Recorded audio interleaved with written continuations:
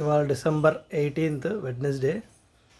మనం December 16th 26th contract trade వేసాం. But unfortunately అది క్లోజ్ చేసాను.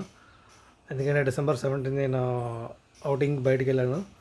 సో ట్రాక్ చేయలేను, అందుకని ముందు రోజే క్లోజ్ చేస్తాను నేను.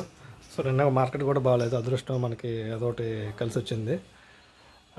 సో ఇప్పుడు మళ్ళీ డిసెంబర్ 19th సిరీస్ అంటే రేపు ఎక్స్పైరీ సంబంధించింది వేశాను.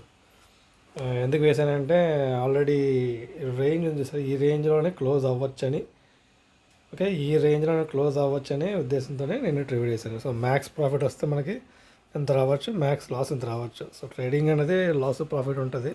సో లాస్ట్ అనేది ప్రాఫిట్ బిగ్ అనేది థింక్ చేసి మనం ట్రేడ్ వేద్దాం. సో ఏమవుద్ది అనేది ఎండ్ ఆఫ్ ది డేలోని నేను అప్డేట్ ఇస్తాను. Stay tune.